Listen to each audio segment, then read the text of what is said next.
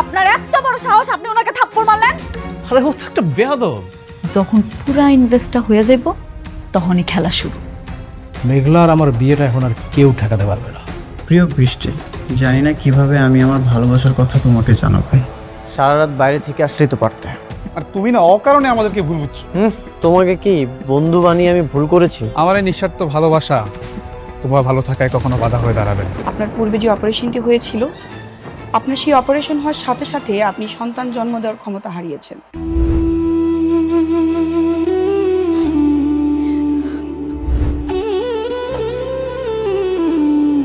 বৃষ্টি, ও অনেক ক্ষুধা পেয়েছে, চল একসাথে বসে খাবো, চল।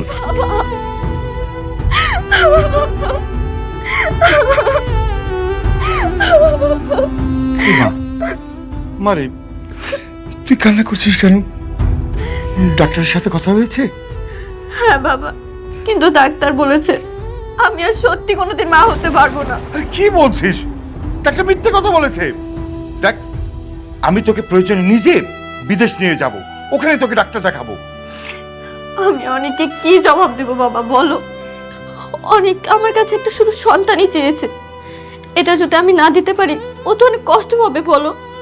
আমি ওর কষ্ট সহ্য করতে পারবো না। মা, মারে, আমি তো তোকে বললাম আমি দেখবো। আর জানিস বাপ, আল্লাহ অনেক মহান, আল্লাহ নিশ্চয়ই তোকে এত কঠিন শাস্তি দেবে না। নামাজ পড়, মন থেকে আল্লাহর কাছে দোয়া চাপ, আল্লাহ আমাদের সব বিপদ থেকে রক্ষা করবে।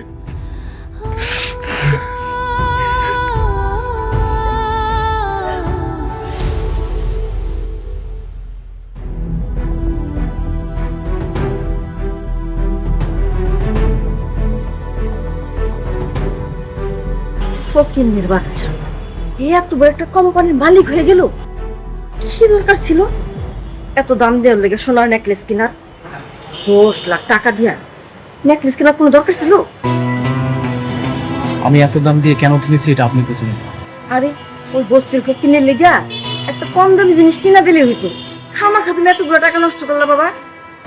বাবা, চাষি কিন্তু খারাপ বলেনি, ওরে একটা নকল কখনো দিয়ে দেয়। আর এইটা আমার মেয়ের জন্য রেখে দাও, ও কিন্তু নকল কখনো বুঝবে না। আপনারা সামান্য এই 10 লাখ টাকার কথা ভাবতেছে, ওই রকম শত শত নেকলেস কিনতে পারে। ওই ফকিন্নির লেগে তুমি 10 লাখ টাকা দিয়া সোনার নেকলেস কিনছো। কই আমার মায়ের লেগে তো তুমি 10,000 টাকা দিয়ে একটা কিছু কিনে দাওনি বাবা। আপনাদের মেয়ের কথা বাদ দেন তো, শুনেন, এখন শুধুমাত্র মেঘলার কথা ভাব। যে কোনো ভাবে হোক ওকে রাজি করাতে হবে, দরকার হলে ওর পায়ে ধরবেন। হ্যাঁ, আমি ও রাজি না হলে? রাজি না হলে এই বাড়ির থেকে আপনাদেরকে বের করে দেবে, তখন গিয়ে রাস্তায় থাকবে।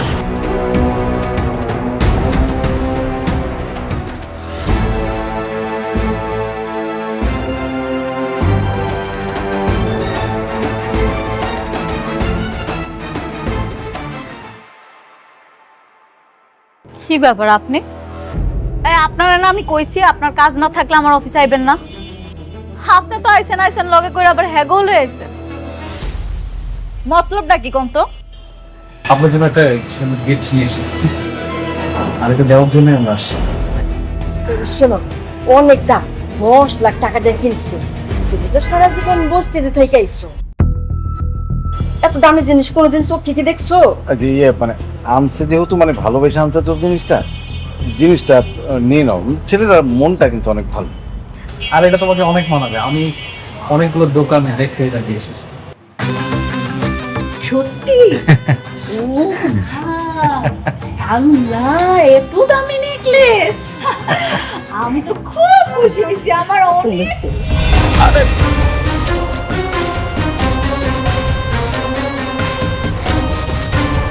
হায় হায়, আপনারা কি ভাবছেন আমার স্বর্ণের জিনিস দিবেন আর হাত করে ফালাইবেন? আপনি আমার স্বর্ণের জিনিস কিনা দিলে আমি আপনার বিয়ে করতে রাজি হইতাম? এত সহজ? বৌমা, এত দামি জিনিস আর তুমি এমনি ফেলাই দিলা? তুমি কি এমন দামি জিনিস কোনোদিন চোখে দেখছো? আর তাছাড়া তোমার এত অহংকার। আমার অহংকার বাড়ছে, আমার অহংকার বাড়ছে। আপনার কোনো অসুবিধা আছে তাতে? আপনার তো কোনো অসুবিধা নেই। কেন আইছেন এখানে? ভালোই ভালোই কইতেছি, এখান থেকে চলে যান। নাইলে কিন্তু বডিগার্ড দিয়া ঘাস ধাক্কা দিয়া বাড়ি করে দিবি। বোমা আমার কথাটা একটু শোনো। এই রাতুল বাবা দেখলি খুবই ভালো ছেলে, খুবই ভালো ছেলে, আমাকে অনেকের চাইতে ধরো 1000 গুণ ভালো ছেলে। তুমি যদি ওরে বিয়ে করো না, তুমি কিন্তু বেশ সুখে থাকবে। আর তোর যে অনেক ও তো তোমাকে বেইমানি করছে, দ্বিতীয় বিয়া কইরা বউলে ফুর্তি করতেছে। তুমি রাতুল বিয়ে করো, রাতুল অনেক ভালো ছেলে, দেখবা তুমি রাজ রানীর মতো থাকবা। বুঝছি, কথায় আছে না, সোজা আঙ্গুলে ঘৃণা উঠলে আঙ্গুলটা বাঁকাইতে হয়। বডিগার্ড, ওনাদের ঘাড় ধাক্কা দিয়ে বাড়ি করে দাও। না না না না না, বোমা বোমা তা করো না, শোনো না মা, রাতুল অনেক ভালো ছেলে, তুমি ওর বিয়ে করো, কিন্তু তুমি খুব ভালো থাকবা। পাঠান বলতেছি। রাতুল সাহেব, এসব কি সার্কাস শুরু করলেন? হ্যাঁ, আপনি কি ভুলে গেছেন যে আপনার সাথে আমাদের কোম্পানির একটা বিজনেস চলছে? এই আঙ্কেল আন্টি, সিকিউরিটি, ওদেরকে খাট ধাক্কা দেবে তো দেখেন দিকে। আচ্ছা যাইছি যাইছি।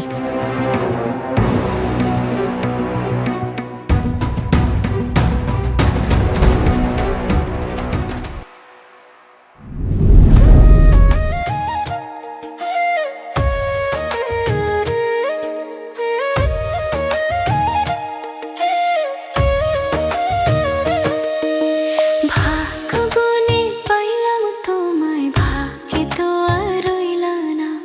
দুঃখে আমার বুক ভেসে যায়, সুখের দেখা হইল না। তবু আমি তোমার আশায় কাঁদি দিবারাত রোজ।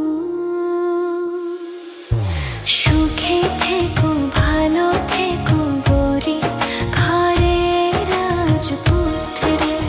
ও সুখে থেকো, ভালো থেকো গরি, ঘরের রাজপুত্রে।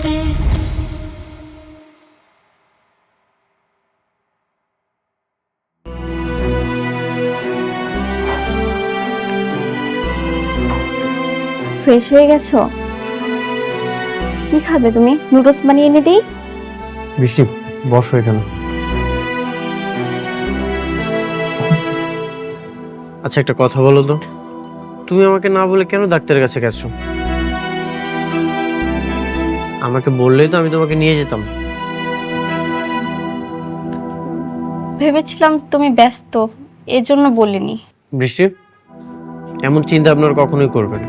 আমার আবার কিসের ব্যস্ততা? আমার যত ব্যস্ততা আছে সবকিছু তোমাকে নিয়ে। ঠিক আছে, আর কোথাও তোমাকে না বলে যাব না। চলো না, ডাক্তার তো নিশ্চয়ই বলেছে তুমি এখন মা হতে পারবে। যদি আমাদের সন্তান হয়, তখন সন্তানের নামটা তোমার নামের সাথে মিলিয়ে রাখবো। কেমন হবে বৃষ্টি? তুমি খুশি তো? হ্যাঁ, খুশি।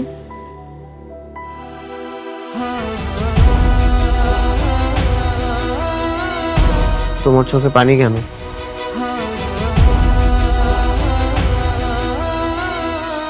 কই,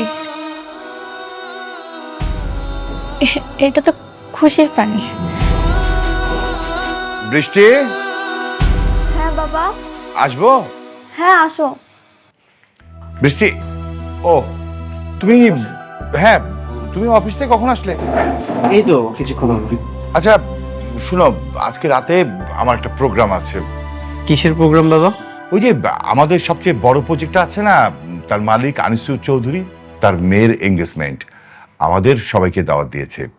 বৃষ্টি, তুইও রেডি থাকিস, আমরা সবাই মিলে প্রোগ্রামে যাব। ওকে? ঠিক আছে বাবা। কথা বল তোরা, আমি যাই। বিয়ের পর তো আমাদের একসাথে কোনো প্রোগ্রামে যাওয়া হয়নি, ভালোই হবে এই প্রথম আমরা কোনো প্রোগ্রামে যাব একসাথে।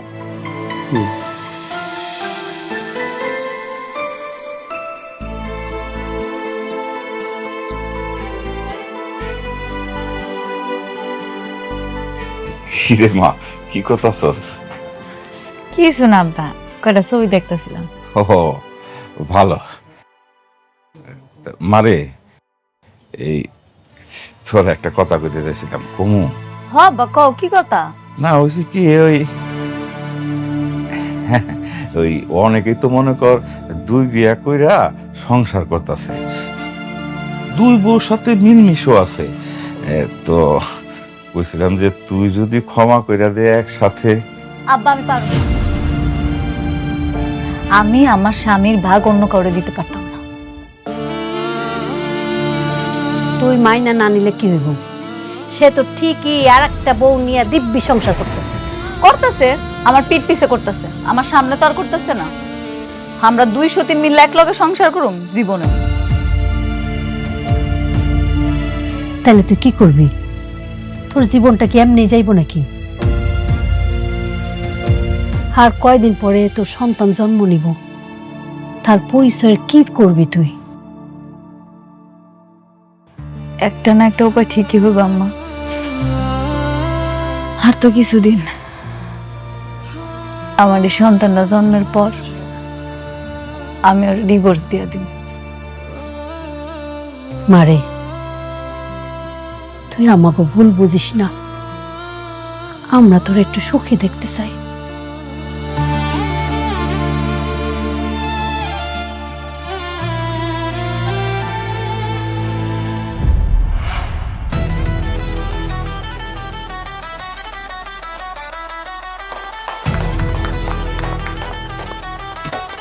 হ্যালো রকি সাহেব, আসুন আসুন। আসসালামু আলাইকুম। ওয়ালাইকুম। কেমন আছেন আপনি? ভালো, আপনার আসাতে আরো অনেক খুশি হলাম।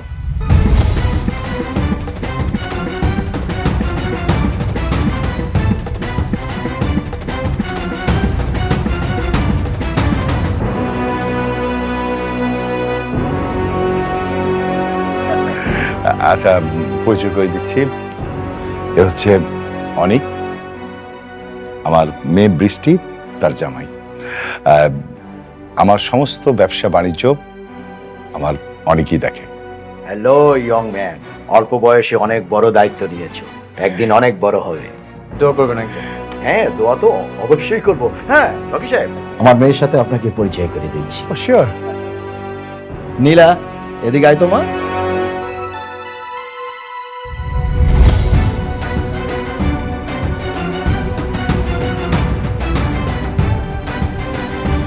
বাবা, হ্যাঁ।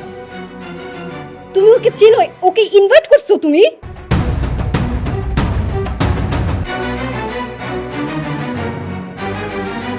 তুই কি ওকে চিনতি? হ্যাঁ, খুব ভালো করে চিনি। তোমাকে বলেছিলাম না, আমার জন্মদিনের সময় একটা ছেলে আমাকে থাপ্পড় মেরেছিল, এটাই সেই ছেলে। ওয়াইসি, এই সেই ছেলে? হ্যাঁ বাবা, একটা বস্তির মেয়ের জন্য আমার গায়ে থাপ্পড় মারে আর সেই দিনের জন্মদিনটা মাটি করে দেয়। আমি কত রাত সেই অপমানের কারণে ঘুমাতে পারিনি। রকি সাহেব, আমার মেয়ে আপনার মেয়ের জামাইয়ের সম্বন্ধে এসব কি বলছে? অনেক, উনি যা বলছেন তা কি সত্য? হ্যাঁ বাবা, যা বলছে সবই সত্য। এটা একটা মিসআন্ডারস্ট্যান্ডিং ছিল, তবে মিস্টেকটা মিস নীলারই ছিল। চুপ করো বেয়াদব! একটা ফকিন্নি বস্তির মেয়ের জন্য তুমি আমার গায়ে হাত তুলছো, আমাকে অপমান করছো। কিন্তু নীলা রকি সাহেবের মেয়ে। না বাবা, ওই মেয়ে বস্তিতে থাকে, ফকিন্নি। রকি সাহেব, আপনার মেয়েকে এমন একটা ছেলের সাথে বিয়ে দিয়েছেন যে কিনা বস্তিতে আরেকটা বউ নিয়ে থাকে। আঙ্কেল, ওটা আমার অতীত ছিল। আর তাছাড়া আপনার মেয়ে ওকে অপমান করেছিল, এই জন্য আমি সেটা করেছি। বাবা, আমি এই অপমানে বদলা নিতে চাই। আমি সেই দিনের থাপ্পড়টা আজকে জবাব দিতে চাই। ঠিক আছে, তোকে যেমন থাপ্পড় মেরেছে তুইও পাল্টা থাপ্পড় দিয়ে দে, ব্যাস। ওয়েট ওয়েট, প্লিজ দেখুন, অনেক তো বললো যে একটা ভুল বুঝাবুঝি হয়ে গেছে, আজকে এক শুভক্ষণে এই কাজটা না করলে হয় না। অবশ্যই করব রকি সাহেব, আমার মেয়ে যদি ওকে থাপ্পড় মারতে না পারে তাহলে আপনার সাথে আমার যে বিজনেস ডিল ছিল সব বন্ধ করে দেব। নীলা, যা থাপ্পড় মার।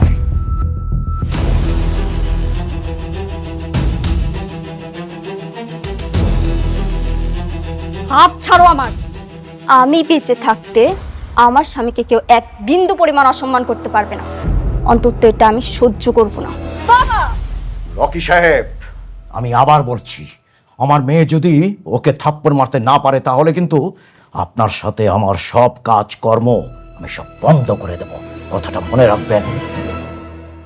আপনি যা ইচ্ছা আপনি তাই করতে পারেন, রাস্তার ফকির হয়ে গেলেও আমি আমার স্বামীর সম্মান নষ্ট হতে দেব না। স্বামী তাই না?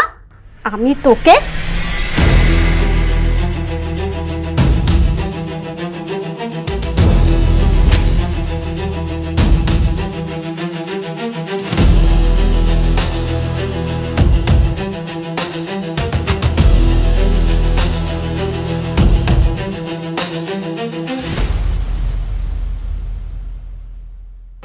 বিজনেস বিজনেসের জায়গায়, আর আত্মসম্মান আত্মসম্মানের জায়গায়। আপনারা আমাদেরকে এখানে ইনভাইট করেছেন, আর ইনভাইট করে এনে আমাদেরকে অপমান না করলেও পারে। বৃষ্টি, চলো। দেখুন, আমি তো আপনাকে বলেছিলাম যে ছোটখাটো বিষয় নিয়ে এই ঝামেলাটা না করলেই পারতেন, শুনেন নাই। আসি, আসসালামু আলাইকুম।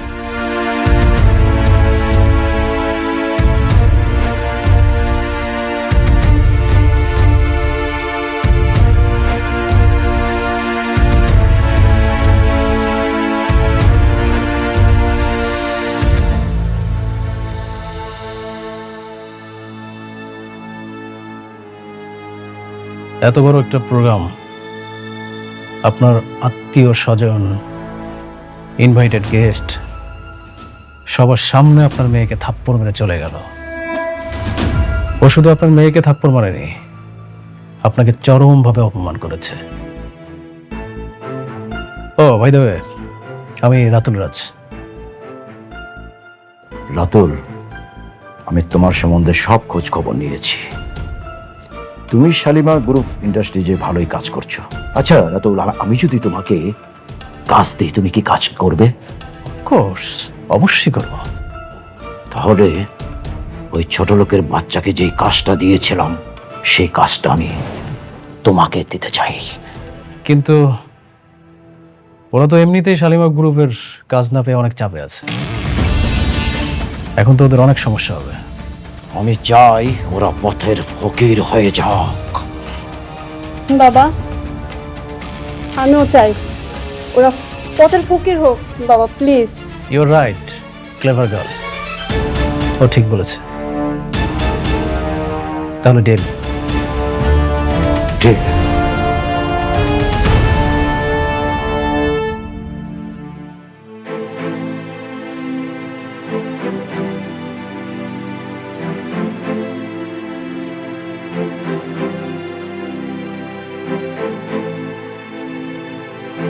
সরি বাবা, আমি সেখানে নিজেকে সামলাতে পারিনি। কেন সরি বলছিস?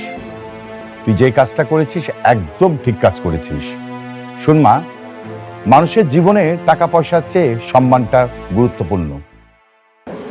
বাবা, আমি ভাবছি উনি হয়তো আমাদের প্রজেক্টগুলো বন্ধ করার চেষ্টা করবে।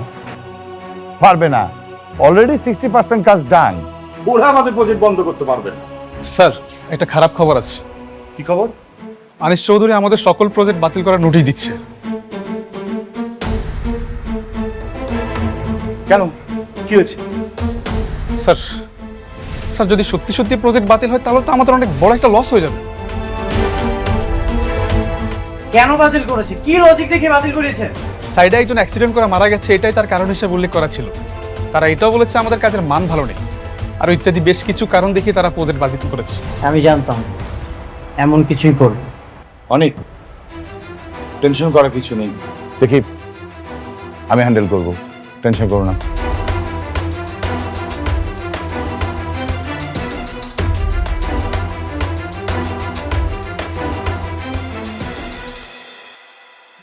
না, আমাদের ফকির হলে চলবে না, যেভাবে হোক আমাদের একটা উপায় খুঁজে বের করতে হবে।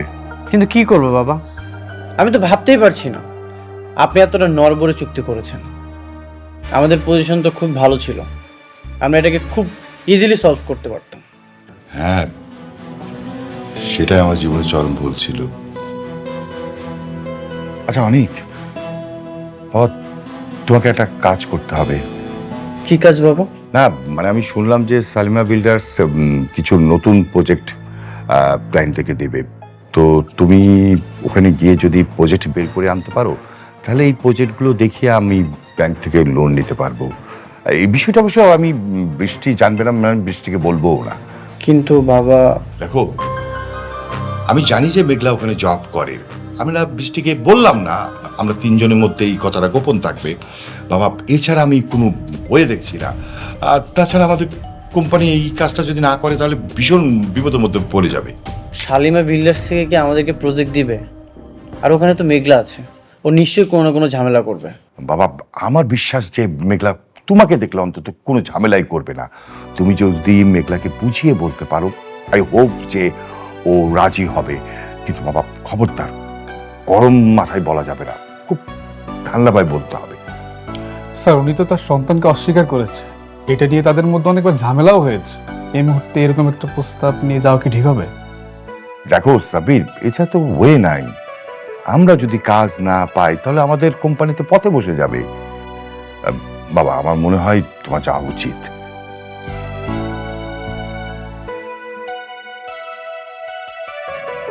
ঠিক আছে বাবা, আমি যাব। হ্যাঁ আচ্ছা ঠিক আছে, অনেক আমার একটু কাজ আছে, আমি গেলাম। যত তাড়াতাড়ি পারো তুমি এটা হ্যান্ডেল করো। হ্যাঁ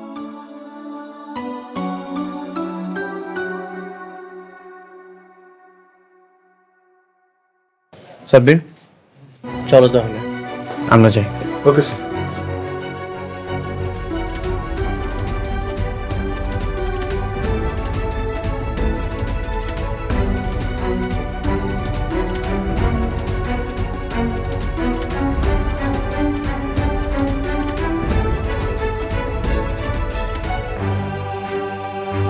ভিতরে যাওয়া যাবে?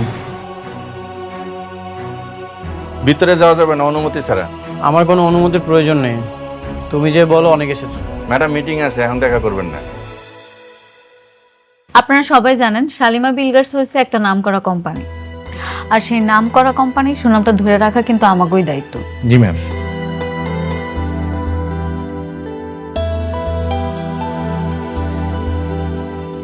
তুমি যে বলো অনেক এসেছে তাহলেই হবে। আচ্ছা দেখতেছি। রফিক সাহেব, জি বলুন। শালিমা বিল্ডার্সের প্রথম শর্তটা হচ্ছে কোয়ালিটি ফার্স্ট। অবশ্যই। আপনাকে অবশ্যই, শুধু আপনাকে না সবাইকে বলছি যে অবশ্যই আপনাকে ইট এবং সিমেন্ট বালুটা ভালো দিতে হবে। ম্যাডাম একজন লোক আসছে আপনার সাথে দেখা করতে। কি ব্যাপার, আপনি মিটিং মধ্যে চলে আসলেন? আপনি দেখতেছেন এখানে একটা মিটিং চলতেছে। স্যার ওনাকে বলছি, ওনার শুনতেছেন, ওনার নাসর বান্দা। যান ওনাকে ঘাট ধাক্কা দিয়ে বের করে দিন। ঠিক আছে স্যার, ওকে। হ্যাঁ, কি যেন বলছিলেন রমজান সাহেব?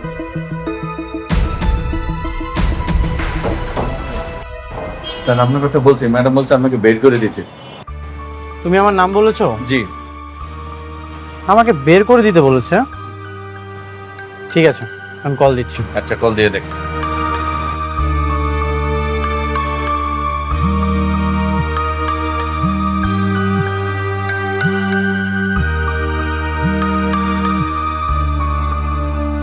Excuse me.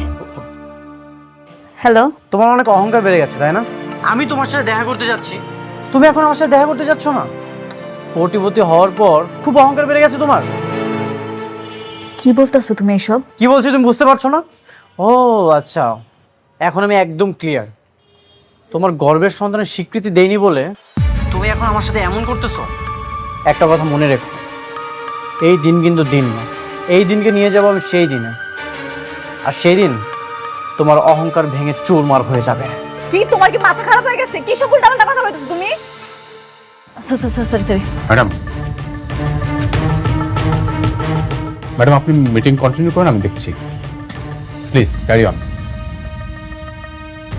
ম্যাডাম। হ্যাঁ, ও হ্যাঁ, যেটা বলতেছিলাম আমরা তো, আমি চাই সালাম স্যার। সালাম স্যার। আপনাকে চলে যেতে বলা হয়েছে, আপনি এখন দাঁড়িয়ে আছেন কেন? আমি যার সাথে দেখা করতে এসেছি সে কোথায়? উনি আপনার সাথে দেখা করবেন না। দেখা করবে না মানে? ওর এখন অনেক অহংকার বেড়ে গেছে। সালিমা বিল্ডার্স গ্রুপে যিনি মালিক, তাতে একটু অহংকার থাকতেই পারে অনিক সাহেব।